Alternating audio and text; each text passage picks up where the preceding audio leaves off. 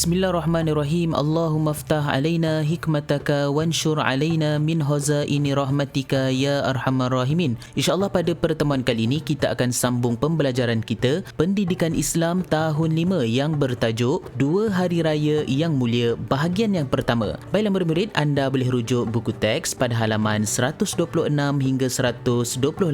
Baiklah, mari kita lihat paparan berikutnya. Pada paparan ini kita akan lihat objektif pembelajaran. InsyaAllah di akhir pembelajaran, murid-murid akan dapat pertama, mendengar lafaz takbir dari guru. Kedua, murid-murid dapat mengetahui pengertian solat sunat Aidilfitri dan solat sunat Aidil Adha. Ketiga, murid-murid dapat mengenal pasti dalil ataupun bukti dari hadis Nabi sallallahu alaihi wasallam tentang Aidilfitri dan Aidil Adha. Dan keempat, murid-murid dapat memahami hukum solat Aidilfitri dan Aidil Adha. Baiklah, anda sudah bersedia? Mari kita lihat pembelajaran berikutnya.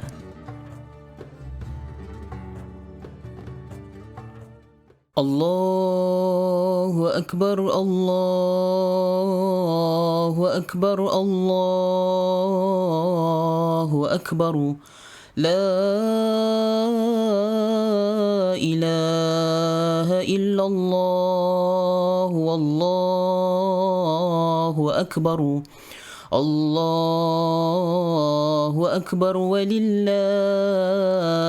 hamd. Allahu Akbar, Allahu Akbar, Allahu Akbar. Allahu Akbar kabiran walhamdulillahi katsiran. وسبحان الله بكرة وأصيلا.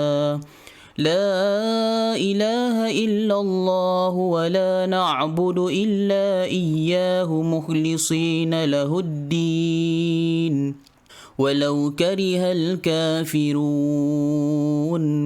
لا إله إلا الله وحده صدق وعده ونصر عبده وأعز جنده وهزم الأحزاب وحده. لا إله إلا الله والله أكبر. الله أكبر ولله الحمد.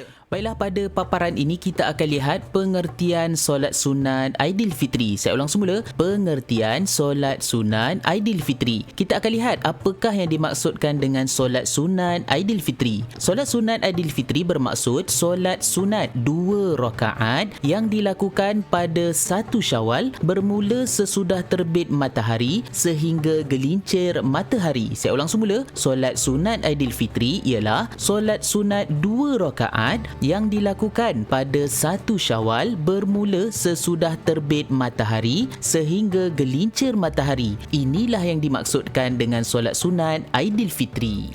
Berikutnya kita akan lihat pengertian solat sunat Aidil Adha. Pengertian solat sunat Aidil Adha. Kita akan lihat apakah yang dimaksudkan dengan solat sunat Aidil Adha. Mari kita lihat bersama-sama. Solat sunat Aidil Adha ialah solat sunat 2 rakaat yang dilakukan pada 10 Zulhijjah bermula sesudah terbit matahari sehingga gelincir matahari. Saya ulang semula. Solat sunat Aidil Adha ialah solat sunat 2 rakaat yang dilakukan pada 10 Zulhijjah bermula sesudah terbit matahari sehingga gelincir matahari. Inilah yang dimaksudkan dengan solat sunat Aidil Adha. Baiklah, sekarang kita akan lihat dalil ataupun bukti dari hadis Nabi sallallahu alaihi wasallam tentang solat sunat Aidilfitri dan Aidil Adha. Mari kita lihat dan baca bersama-sama.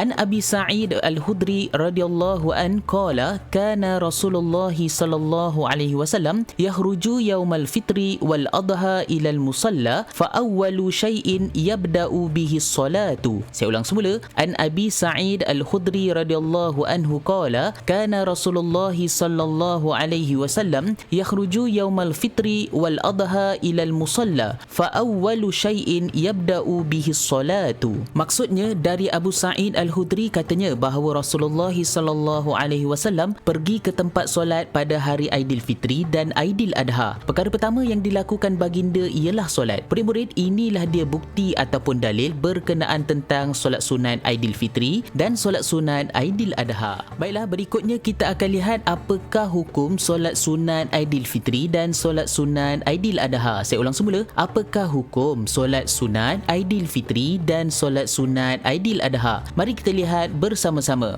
Hukumnya adalah sunat muakkad. Saya ulang semula, hukumnya adalah sunat muakkad, iaitu sunat yang sangat dituntut agar umat Islam melakukannya. Inilah dia hukum solat sunat Aidilfitri dan hukum solat sunat Aidiladha. Alhamdulillah, itu dia tadi pembelajaran kita pada pertemuan kali ini. Semoga anda dapat beramal dengan ilmu yang telah dipelajari. Baiklah murid-murid, seperti biasa, sekiranya anda tidak faham dengan pembelajaran ini, anda diminta untuk mengulangi semula video ini supaya anda mendapat kefahaman yang jelas. Dan sekiranya anda masih tidak faham juga, anda diminta untuk bertemu ataupun merujuk guru pendidikan Islam di sekolah masing-masing. InsyaAllah, guru-guru akan memberi panduan. Baiklah, itu saja daripada saya. Jangan lupa tekan butang subscribe di bawah sebagai tanda sokongan anda pada channel ini. Abu As Channel, wabillahi taufiq wal hidayah. Assalamualaikum warahmatullahi taala wabarakatuh.